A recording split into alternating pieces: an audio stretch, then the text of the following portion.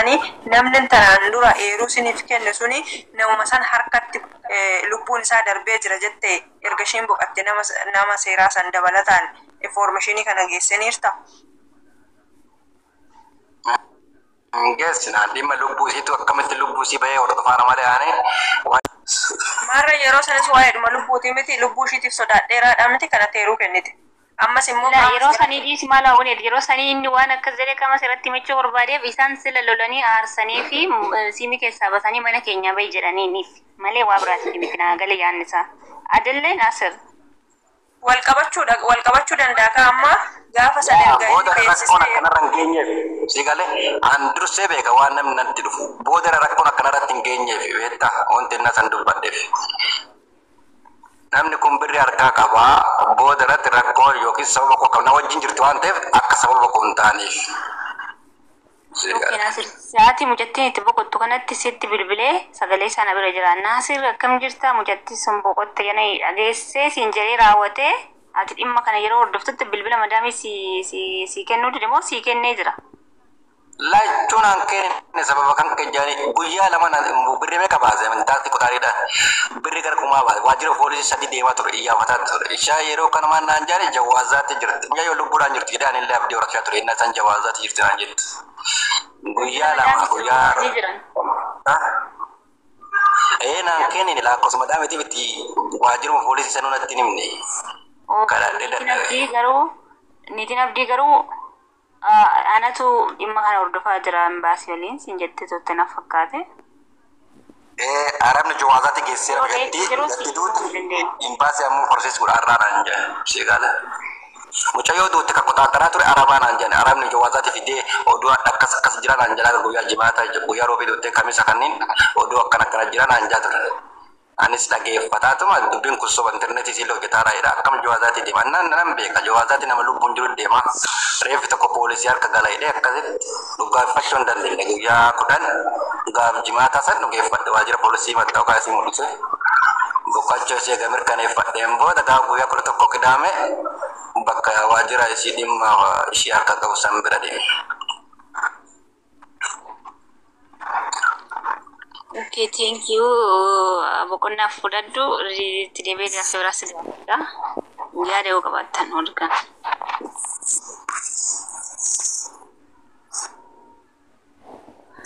Siifan of hin bu'amtu warri yaada qabdan dubbadha. Ani yaada xiqqoo isin qaba warri na dursoo jiraate dubbachuu hin dandeechu. Garuu arginu dhufee gaarii gaafa. Naasir amma asirratti silaa hanga ishiin boqottee hordofaa turte qarshiin kun sirrumaa kan aganuma turre jira jettee amantaarraa qabda moo qarshii kana caalu isaan biratti ni hafa jettee yaada qabda?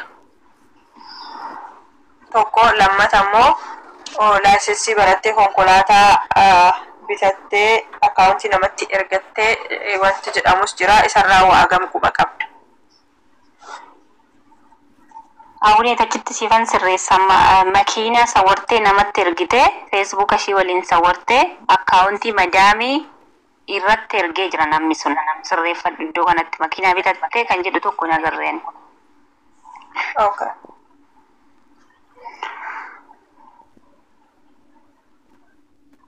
Naasir.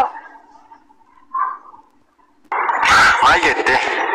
Innaa kana birrii 18,500 birrii biyya yoo galee intala sana muuminatti kennee gitti amaana na himatte yoo isaan irraanfatan na yaadachiisi mataa horan na galu naan gitti kana amaana na himte isa duraallee gaa guyyaa tokko abdi birrii 3 kennee ergite na himteetti gaa guyyaa tokko jechuun guyyaa 8 boqachuuf sunis adda kana namni tikeetti immoo abdiidha namni amaana isin birrii biyya galuuf itti kennattu inni itti abdiiti.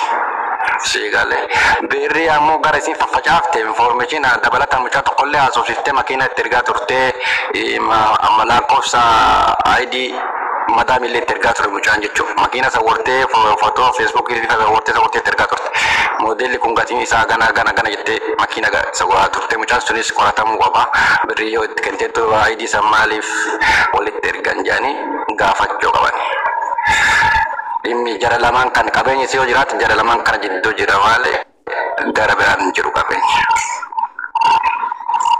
abdii fi mucaa isheen konkolaataa sawwarteetti ergitee jechuudha. Jai mucaa sunis ID madami isa itti ergaa ture ID niitii wayii itti ergaa ture ID arabaa wayii si ergaa ID si midhaan jaanii ture si illee makiinaa itti ergaa ture innis makiinaa baay'ee itti ergaa ture suuraa makiinaa guuraa jechuudha. Makiinaa onaa irratti gurguranii ni beektaa isa guuraa itti ergaa ture.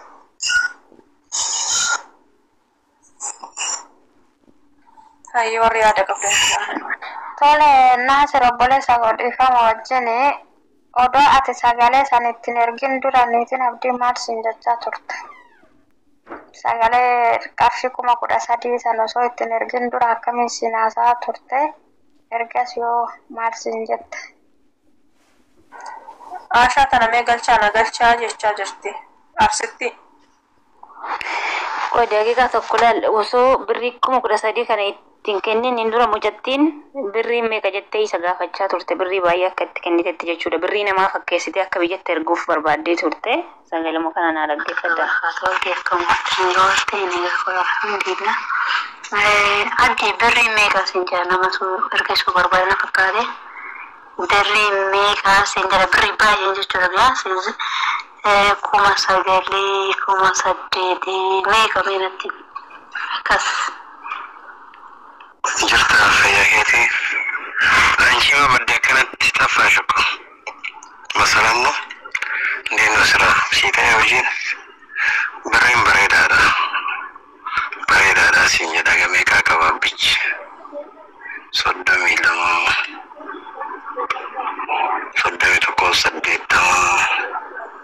32 32 saantima kudhanii digdama akkanaati.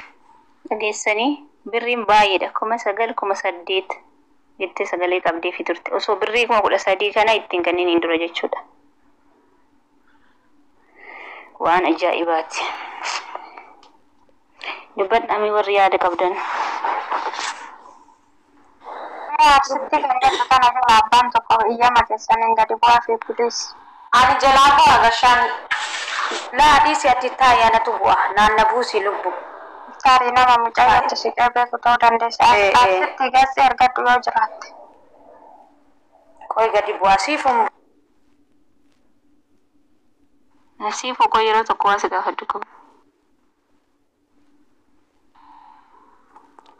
Aisha marga kamna ka jirtanii. Sagaleen fuudhee haadha. Aisha marga kun kamna ka jirtu. Nagaa galata rabbi arsitti sagalee kaawwannoo fuudhee dhiifama wajjin. Daa'immantu na bira rafu jira moo dhaga'ama? Xiqqooshii. Ammas dhaga'ama tayyab. Ookee amma hin dhaga'amatti. Ayyee ani waan isin gaafachuu barbaadeen qaba. Dhiyoota nama laqana nyaataniiranii saba saniif jecha mucaan tokko riyaa abdiiti qabameera. Taajuu jedhani qabamee biyya galeera. Isa kanas qabachuu yoo barbaadanii akkuma taajuun sun qabametti wallahi suuraa isinii maxxa warri sobdeettan kun cadhistanii camaan laqinaan sala deemtanii maal argitanii waan sobiinsaa. Innaa yoo qabachuu barbaadanii haa qabamuu yoo barbaadanii ni qabsiisna madaami jechuu barbaade madaamiti yaanis wal isin qunnamsiisa. Qabsiifachuu wallaallee galee ta'uu nurraa gadi bu'ee haasaa kee deema jimattaa isaa guruubii keessatti isheen maali nuun qabsiifannu nuyi imireetuma keessa jiraatti maal sila taateef nuun qabsiista. Jalduutaas gabbaa jalduutaas hayyaa arsitti keessan nu dubbisi waan barbaaddu si ulaan habibti jalduutaas gabbaa. Jara na keessummeessa amma ofirraa hifattan. Jinni maa dhufu dhugaan tala tanaa tan baata jedhee. Yaada keenya nu harkaan balleessinaa mee yaada fi gaaffii dura irra turre sanitti itti nuuf Na dubbisi maanni maqaan kee arsitti na dubbisi. Maal taate namni nama gargaaruu dhufe maa gad darbatte. Sila maqaan arsii ta'ee fi dubbiif dhufte hin jedhina. Ijoolleen quuqama qabdu hin jirti. Ganda kam keessa iyyuu gantuun hin jirti. Maal guddataa miti qarreeffa mucayyoo fuudhee nu jiraan owwaara. Isam. Dhugaa waan akkanaa abbaan barbaade dhufee to'annoo ta'e namni fedhe hoo dhufe maqaa isaatiin nama madaaltanii gadi hin darbina. Maaliif dhugaa ta'u? Ijoollee tuulamaatii miti kan hin baasee deeme ta'u mucoon ofiif na fajjeeftee nutti as deebi'e. Godinaa fi ganda laaltanii nama ofirraa hifatinaa biliis. Rabbii keessa akkas miti sodaadha. ofiin boontu laal nam akkas miti dhaggeeffadhu. Namni abdii isiniifan qabsiisaa lakkoofsa fi lookeeshinii natti ergaa jedhu liifii gubbaa dhufee kanan dubbatu si haa galu. Habeetti dubbatte waan konfidensii qabdu dubbatte ta'a. Waan naqunnamee jira kaleessa waan naquma Homaata gara foon hin jirtu abshiraana terkee fi ilaalla. ani yaada kana fudhadhu yaada keenya harkaan balleessina. No, akkas jettanii nama maqaadhaan madaaltanii gadi darbuu dhiifama naa godhi jaltuu maaliifi konfidensii qabaachuu dandeessi mana kontiraataa jiraachuu dandeessi yookaan immoo seera qabeettii yoo taate abbaan barbaade intini gochuu danda'a. Birrii narraa nyaatanii jettu. Kanaaf hojii tokko hojjanna waan ta'eef qoomesiifu hojii tokko hojjanna waan ta'eef namni haa dhufu abbaan barbaade haa dhufu yaada isaa gaarii haa ta'u badaa haa ta'u irraa fudhadhaa kan isiniif liqinfame fudhadhaa kan isin liqinfamne ofuma keessatti qabadhaa namaaf kabajaa laata. Liqinfame fudhadhaa kan isin liqinfamne ofuma keessatti qabadhaa. Yeroo tokko michoon amma tuni dhimma ishii galoo bira fiddee dhufte gurbaan sun akka qarshii irraa Muhiti mana maratti qabdu dhiiroo sin maal taatan? Maali namni waadaa akkamitti sagalee dhaarfata? Jallu maal taate ati sira michoo tas gabbaa? Ana miti please maal taata seensi jamar mucattee duraani maqaa ishiitu hin dubbifne garuu yaadni ishii naagaleetiin hin dafee gabbuuse malee. No, nama gadi hin buusin tas gabbaa isaa ayyaantu muhiti ofirraa kaase muhiti irra si kaayane. Ayyaantu siyaasni ana miti kan muhiti godhe. Darbaasanii malee. Ana miti lakki. Oddee biyyaayyuu. Monitora keessa Ayyaantu deebisame. Nama biraa ol galchitanii yaadni dura qabnu sunii fi gaaffin dura qabnu